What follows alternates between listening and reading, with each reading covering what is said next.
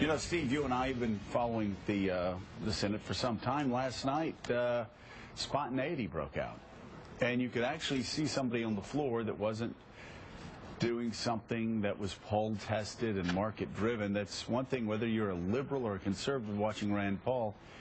I think you had to kind of admire the guy for really going out there and fighting for what he believed in. Yeah, he had a point of view. It wasn't popular, and he did, he followed the time-honored traditions of the Senate. He had the right to go out on the floor, and just like Mr. Smith goes to Washington, or Strom Thurmond, who holds the record for filibusters, he was able to go out there until, as we saw, the call of nature and other things led him to come in.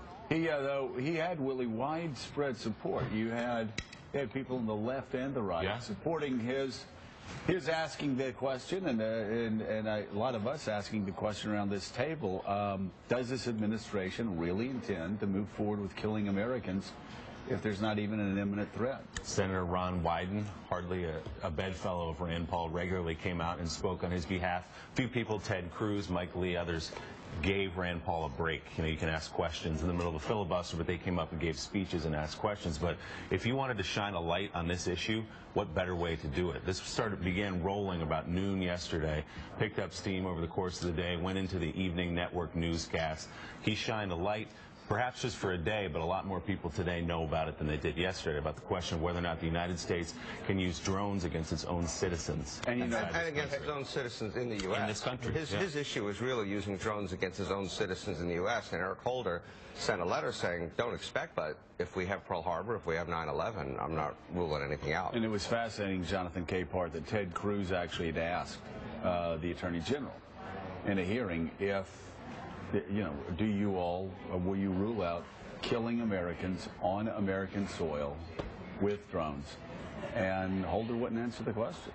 Well, I think for reasons that Steve just explained, if someone's a member of Al-Qaeda or a terrorist cell and they're here in the United States and they know that they're plotting or planning and they're on U.S. soil, do you, as Attorney General, want to tie your hands in terms of action? I don't know. Presumably, if he's in the United States, though, you could go pursue him through other means and bring him to trial without killing him on sight. And that is our policy. Our policy is, as I think Holder said, or Brendan said, is that the CIA does not operate with military forces within the U.S. They leave that to the police. That's the FBI. Yeah, right. But I think Holder's right. All he said was, if something extraordinary happens, then I reserve my rights to tell the president what the limits of his authority are. Of course, what's so dangerous is the legal opinion that the Justice Department drew up. Their definitions of imminent and their justifications for killing Americans without judicial review, without probable cause, without imminent harm.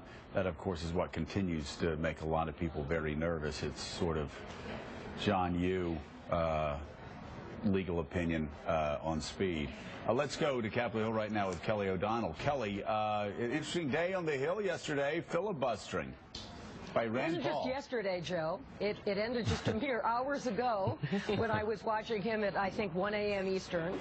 And part of what, there is a distinction here, just jumping in on your conversation, Rand Paul, through those many hours, did talk about a point where he would say, this is not about enemy combatants in the U.S., Americans who might turn and become a part of Al-Qaeda.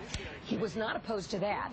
He did say there are other means in which to go after them. Part of why the U.S. uses drones in places like Yemen or Afghanistan and so forth is because there's not a more feasible way to go in and capture someone.